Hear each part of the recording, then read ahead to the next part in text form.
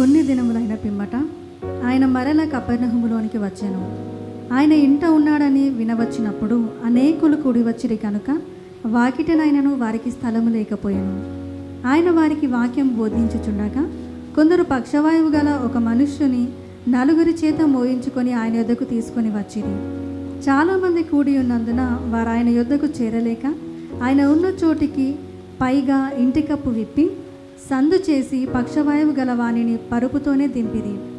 యేసు వారి విశ్వాసము చూచి, కుమారుడా, నీ పాపములు క్షమించబడి ఉన్నవని పక్షవాయువు గల వారితో చెప్పెను. శాస్త్రులలో కొందరు అక్కడ కూర్చుండి ఉండిరి. వారు, ఇతడు ఇట్లెందుకు చెప్పుచున్నాడు? దేవదూషణ చేయుచున్నాడు కదా. దేవుడొక్కడే తప్ప పాపములు క్షమింపగలవాడెవడని తమ హృదయములలో ఆలోచించుకొనిరి. వారు తమలో తాము ఇలాగ ఆలోచించుకొనుట యేసు వెంటనే తన ఆత్మలో తెలుసుకొని, మీరిలాంటి సంగతులు మీ హృదయములలో ఎందుకు ఆలోచించుకొనుచున్నారు? ఈ పక్షవాయువు గలవానితో నీ పాపములు క్షమించబడి ఉన్నవని చెప్పుట సులభమా? నీవు లేచి నీ పరుపెత్తుకొని నడువమని చెప్పుట సులభమా?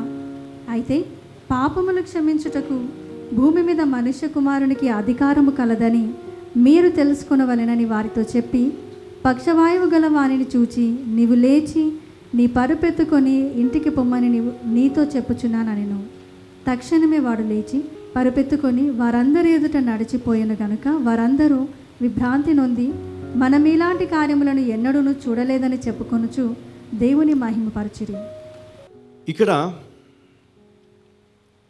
2వ వచనంలో ఒక మాట మనం చదువుకుందాం. ఆయన ఇంట ఉన్నాడని తెలిసి అనేకులు కూడి రాగా అక్కడ చాలినంత స్థలము లేకపోయాను. ఆయన వారికి వాక్యము బోధించుచుండగా, హల్లెలూయా, యేసుక్రీస్తు కపెర్నహూము వచ్చినప్పుడు ఆయన వాక్యం బోధిస్తూ ఉన్నాడు ఒక ఇంట్లో. మనం ఏదైనా కూడా దాచిపెట్టవచ్చు, కానీ దేవుని వాక్యాన్ని మనం దాచిపెట్టలేం కదండి. దానికి ఉన్నటువంటి శక్తి ఎలాంటిదంటే అది వ్యాపించిపోయింది. ఆ చుట్టుపక్కల ఉన్న వారందరికీ తెలిసిపోయింది. వాళ్ళందరూ కూడా యేసుక్రీస్తు బోధ అంటే ఆయన చెప్పు వాక్యం వినడానికి పరిగెత్తుకొని వస్తున్నారు. మరి ఆ మాట ఆ నోట ఈ నోట పడి అక్కడ ఉన్న వారందరికీ కూడా తెలిసిపోయినప్పుడు కొంతమంది ఏం చేస్తారంటే, చూడండి ఇక్కడ 3వ వచనం, ఒక పక్షవాయువు గల మనిషిని 4 మోసుకొని ఆయన యొద్దకు తీసుకొని వచ్చిరి. ఎందుకు వారు తీసుకొని వచ్చారు అంటే, ఆ మనుషులు గ్రహించారు ఏంటంటే ఈ సమస్య యేసుక్రీస్తు ఒక్కడే తీసివేయగలుగుతాడు. ఈ పక్షవాతం అనేది ఆ కాలంలో బహు భయంకరమైనటువంటి వ్యాధి. అది అంటువ్యాధిగా ప్రబలుతుందని వారిని లోపలి కూడా రానివారు. ఇక్కడ పక్షవాతముతో బాధపడుతున్న వ్యక్తిని మనం చూస్తున్నాం. మరి కుష్టి వ్యాధి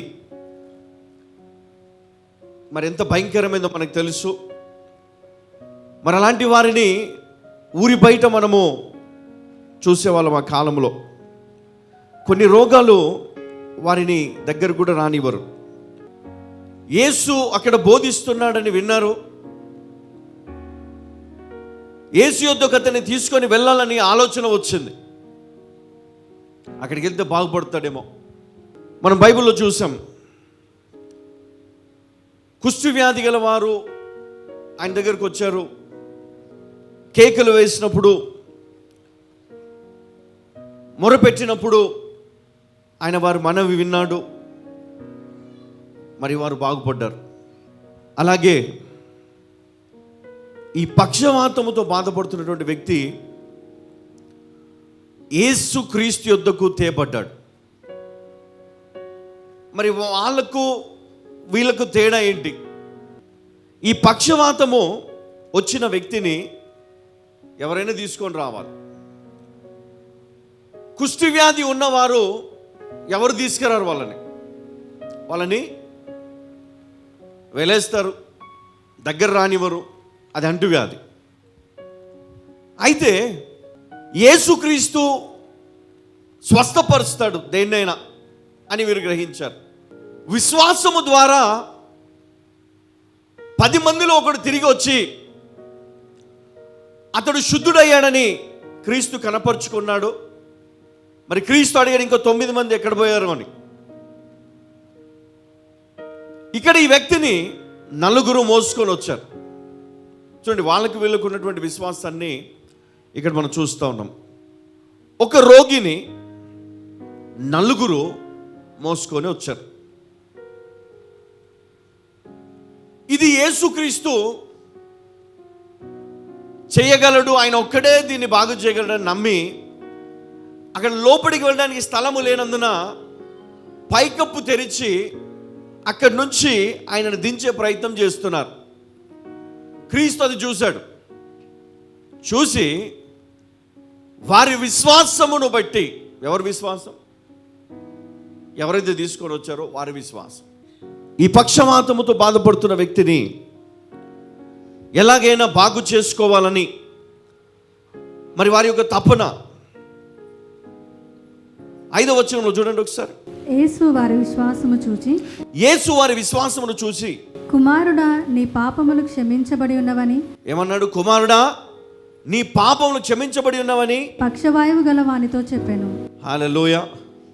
ఈ విశ్వాసము ఏం చేయగలిగిందంటే అతనిలో ఉన్నటువంటి పాపాన్ని క్షమించడానికి కారణమైంది. అతనిలో విశ్వాసము, అతన్ని తీసుకొని వచ్చిన వారిలో విశ్వాసము చాలా గొప్పది. అందుకే మనం ఈరోజు మన చుట్టుపక్కల మనం చూస్తూ ఉంటాం, ఎంతోమంది అనారోగ్యంతో బాధపడుతూ ఉంటారు. ఎంతోమంది జీవితంలో ఓడిపోయి విజయము పొందలేక, గమ్యాన్ని చేరలేక, ఎంతో బాధతో నిరాశతో వాళ్ళు ఉన్నారు. మరి అట్టి వారిని మనం చూస్తూ ఉన్నాము, వాళ్ళ పరిస్థితులు మనం వింటూ ఉన్నాము. వాళ్ళకు మనం చెయ్యి ఇవ్వడానికి ఎప్పుడు కూడా ప్రయాసపడలేదు, మనం ప్రయత్నం చేయలేదు. ఏంటి, ఎందుకు చెయ్యి ఇవ్వాలి, ఎందుకు వారిని కనికరించాలి, ఎందుకు వారిపైన దృష్టి ఉంచాలి? 12వ వచనం. తక్షణమే వాడు లేచి పరిపెత్తుకొని వారందరి ఎదుట నడిచిపోయాను గనుక వారందరూ విభ్రాంతి నొంది మనం ఇలాంటి కార్యములను ఎన్నడూ చూడలేదని చెప్పుకొనుచు దేవుని మహిమపరిచిరి. హల్లెలూయా. ఈ అద్భుత కార్యాన్ని చూసి విభ్రాంతి అంటే ఆశ్చర్యపోయి, ఇలాంటి కార్యం మనం ఎప్పుడూ చూడలేదు కదా అని ఆ దేవుని మహిమపరిచినట్లుగా మనం చూస్తూ ఉన్నాం. హల్లెలూయా. దేవుణ్ణి మహిమపరిచారు, దేవుడు మహిమపరచబడ్డాడు. మనం చేయాల్సింది ఇదే, దేవునికి మహిమకరంగా మనం జీవించాలి, దేవుణ్ణి మహిమపరచాలి, దేవుణ్ణి గణపరచాలి. దేవుని కోసమే మనము ఈ పని చేయాలి. విశ్వాసముతో ఈరోజు నీవు వచ్చావు ఇక్కడికి. విశ్వాసం ఉన్నా కొంతమంది రాలేరు, కొంతమందికి విశ్వాసం ఉన్నా ఆ విశ్వాసాన్ని పోగొట్టుకుంటారు. అంటే మందిరానికి రారు, దేవుని సన్నిధిలోనికి రారు, దేవుని వాక్యాన్ని వినరు. వినాలనిపించినా రావాలనిపించినా హృదయ కాఠిన్యము వల్ల వారు రాలేరు. వాళ్ళ హృదయం చెప్తూ ఉంటుంది, అవసరం అక్కడికి వెళ్ళడం, అవసరం లేదు, మనకు గుర్తింపు లేదు కదా. అంటే ఒకడు తనకు గుర్తింపు ఉంటేనే మందిరానికి వస్తాడు, మరొకరు దేవుని వాక్యము కోసమే దేవుని గుడికి వస్తారు. మరొకరు దేవుని మహిమపరచడానికి, దేవుని ఘనపరచడానికి మందిరానికి వస్తారు. అంటే దేవుడు ఎవరిని చూస్తాడు అంటే, ఎవరైతే విశ్వాసముతో నువ్వు ఆశీర్వదించబడ్డా ఆశీర్వదించబడకపోయినా, నీ కష్టము పోయినా పోకపోయినా, నీ ఇబ్బందులు పోయినా పోకపోయినా, నీవు ప్రేమను చూపిస్తూ యథార్థమైన భయభక్తులను కొనసాగిస్తూ నీ దేవుడైన యెహోవాను నీవు ఘనపరచుట దేవుడు చూస్తే తప్పకుండా దేవుడు నీ జీవితాన్ని ఒక రోజున దేవుడు దీవిస్తాడు. హల్లెలూయా. తప్పకుండా ఒక రోజున దేవుడు నిన్ను బాగు చేస్తాడు. హల్లెలూయా.